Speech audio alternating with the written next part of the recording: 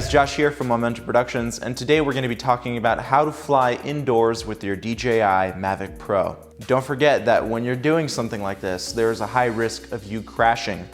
Only fly indoors with any sort of drone if you know what you're doing. So I strongly suggest that you practice with the flight simulator and really understand how the Mavic Pro flies. So in today's video, I'm going to be showing you exactly how I set up my Mavic Pro in order to safely fly it indoors.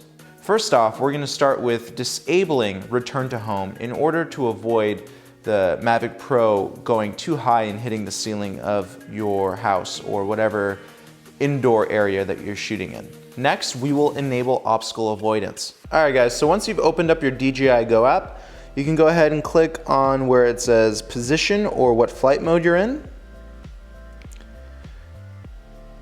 Go ahead and go down to where it says remote controller signal lost, then tap on return to home, and then tap on hover. This makes sure that if anything happens to your remote controller, that the Mavic Pro won't go up and hit the ceiling trying to return to home to you. Next, we can hit the obstacle avoidance icon and make sure that it's turned on. Excellent. Then we can exit out. Obstacle avoidance will be your best friend when shooting indoors. Also keep in mind that you can never make abrupt movements with the sticks on the remote controller when you're shooting indoors. Whenever I go up or go down, the Mavic Pro tends to drift up or drift down. This happens because of all the wind that's happening when you're shooting indoors. There's a lot of wind going on. So you always have to make sure that you can compensate for any sort of drift when you are shooting indoors. Also, if you're shooting in a tall building, most likely your GPS feature will be enabled. So you will get better pinpoint accuracy rather than just simply relying on the sensors on the bottom of the Mavic. Don't forget that the Mavic Pro obstacle avoidance sensors and underbelly sensors will only work in good lighting conditions. So I never recommend shooting indoors when it's dark. Always have a sufficient amount of light. But don't forget that if you're shooting in a low light situation, the DJI Mavic Pro will alert you if some sensors are having trouble getting their readouts. So you're probably asking yourself, why would anyone want to shoot indoors with a drone? First of all, it's a great tool to use, especially for real estate photography or videography. When you're shooting in a tall building, the Mavic Pro can show great depth and dimension inside of a building. You can also perform some really cool shots like outside to inside. This gives a great perspective on how the house looks from outside, transitioning all the way to inside. Now here's the thing.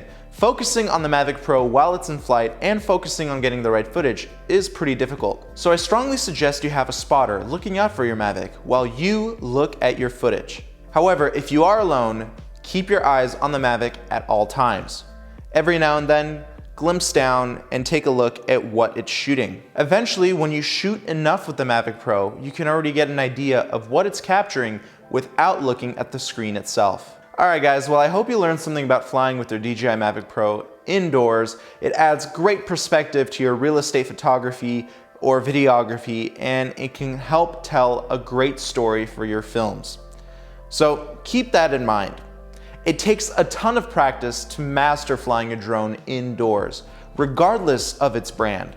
If you can, try flying in a controlled area that is a pretty big space but indoors.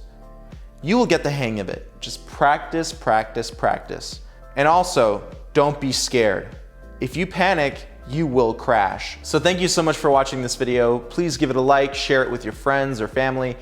And also check out my website at www.capturethemomentum.com. Over there, I have a free newsletter, and if you sign up to it, you get free cinematography and photography tips. You can also check out my blog on my website as well.